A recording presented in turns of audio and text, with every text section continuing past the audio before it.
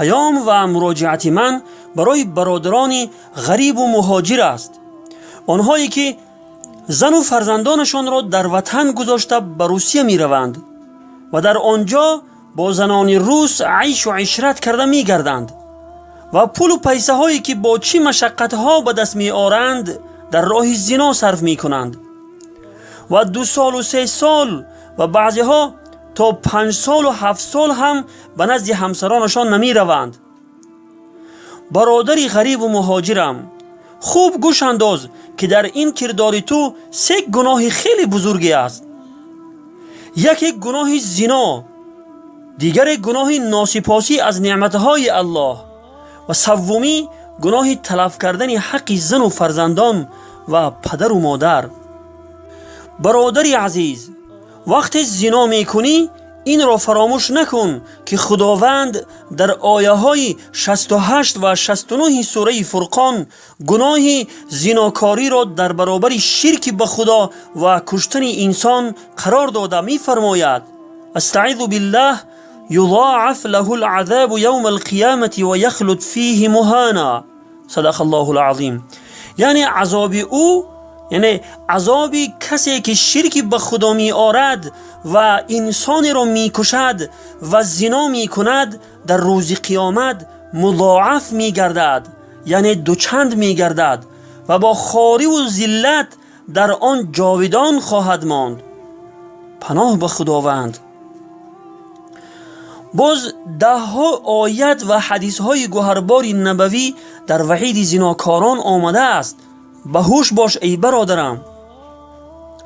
در این کار تو ناشکری از نعمتهای الله است که به تو سلامتی داده است که کار کرده می توانی و پول به دست می آری، ولی تو این نعمت را در راه زنا صرف می کنی و از این نعمت ناشکری می کنی.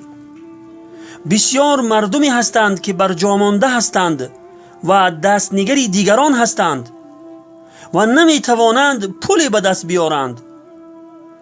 خداوند از این نعمتی که در راه زنا صرف می کنی البته تو را می پرسد.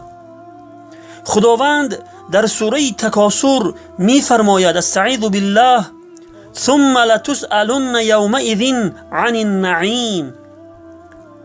یعنی سپس در آن روز، یعنی روز قیامت، حتما از همه نعمتها پرسیده خواهد شد. یعنی حتما از هر یک نعمتی که الله متعال برای شما عطا کرده است البته از آن میپرسد که آن نعمت را در کجا صرف کردی. پس وقت خداوند در پیشگاهش تو را قایم کند و از آن پولی که در راه زنا صرف کرده ای بپرسد، چه جوابی خواهی داد؟ آیا برای خود جواب آماده کرده ای؟ اما گناه تلف کردن حق دیگران خیلی خطرناک است که در روز قیامت تا اگر بنده تو را نبخشد، خداوند تو را نمی بخشد. وقت 2 سال و 3 سال بدون یگان عذر به نزد همسرت نمی روی، از خدای همسرت نمی ترسی که برای تلف دادن حق همسرت نیکی هایت را از تو بگیرد و این حق تلفیت را جبران کند یا گناهان او را به دوشت گذارد؟ به خود بیا برادری غریب و مهاجرم. همین غریبی و در بدری در ملک بیگانگان خود یک نوع ذلت و خواری است که خداوند به سبب گناهانمان بر سر ما آورده است. آیا این را تو حس نمی کنی؟ حالا هم از این همه گناهانی که انجام می دهی دست بردار نیستی؟ چرا بر جان خود اینقدر ستم می کنی؟ برادری عزیز، این را فراموش نکن که خداوند هیچ کسی را بی جزا نمی ماند. وقتی از این همه گناهانت توبه نکردی، دیر یا زود البته عذاب پروردگارت بر سرت می آید، ولی آن زمان پشیمانی هیچ سودی ندارد. والسلام علی من اتبع الهدى.